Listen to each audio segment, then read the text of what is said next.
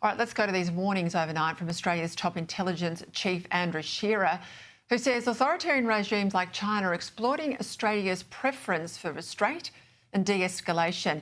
It was a stark address he gave to an Australia-Japan business conference in Perth, saying that our adversaries are exploiting our preference for restraint and de-escalation and leveraging coercion, cyber attacks, sabotage and disinformation to test us without triggering outright conflict. Here to discuss this and more, former Army Director General, Retired Brigadier Ian Langford. Well, give us your assessment here. I mean, you know this better than anybody else.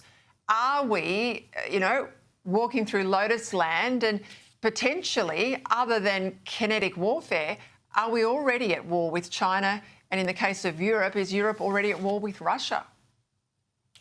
Yeah, thanks, Peter. Thanks for having me. When Andrew Shearer speaks, he's a serious person and somebody worth listening to. And essentially, the purpose of his speech was to really highlight the point that Australia is now under threat, due partly to the changing character of countries such as Russia, China, Iran and North Korea in operating against us, but also because of our openness and our preference for restraint and adherence to the rules-based global order. So essentially what we're seeing now is we're seeing those strategic warnings from Andrew Shearer and others metastasise into actual events. Cyber intrusions, we've seen the strategic acquisition of critical infrastructure, we've seen the attempt by the Chinese Communist Party to coerce high-profile individuals and part of the Chinese diaspora here in Australia. And we're really seeing an effort that epitomises the Chinese approach to military power, which is this notion of winning without fighting. It's how you win without escalating to armed conflict through all of these indirect means, many of which have been put against Australia through wolf warrior diplomacy, through the actions of trying to court others in the Pacific Islands, for example.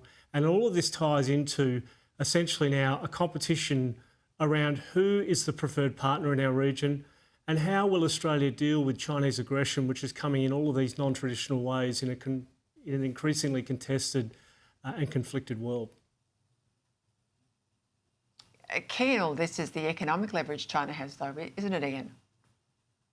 Oh, absolutely. And we're seeing that from lobsters through to red wine, through to coal, through to the current dispute with BHP. So Australia continues to balance its security and its economic relationships in the international system. It shouldn't have to choose, but increasingly it's becoming apparent that the Chinese are not comfortable with Australia as it currently exists as an open and democratic society, the alliances it manages, and its commitment to a free and open East and North Asia. And so what it's doing, it's applying diplomacy, its information, its military capacity, and also its covert capabilities in ways that Mr Shearer pointed out in his speech. All right, aside from the uniform you wore for the Australian Army, you've been a peacekeeper too in the Middle East during previous Israeli conflicts. I've just got to ask you for your assessment of the peace deal on the table and these indirect talks that appear to have begun in Egypt. It's the best chance we have. So it's the fastest way we'll see a hostage handback. It is the essentially the commitment, at least at the initial stage, for Hamas to agree to a process. It's very unlikely, and I'm very suspicious that they'll ever disarm in ways that the peace process demands. But in the absence of anything else, and under the leadership of the US, and with other regional powers such as the Egyptians also facilitating discussions between Israel and Hamas, which again is a terror group, I think it is a framework to move forward.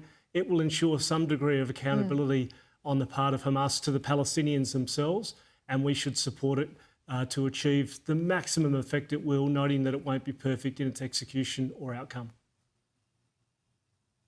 I mean, the real coup here is the number of Arab Muslim states who are signing up.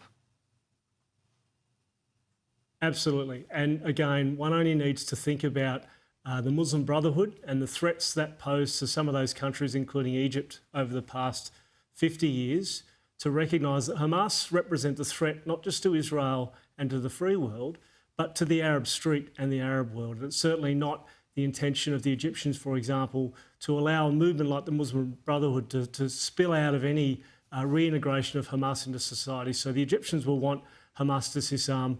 They will want the Palestinians to be able to some degree assert their own law and order and security systems outside of a terror group. And this is the best chance we have at this point in time. I might get you on again, Ian, to pull that apart. We've run out of time now, but I think helping people understand the dynamics between Sunni and Shia Muslims in that region is incredibly important. Thank you as always.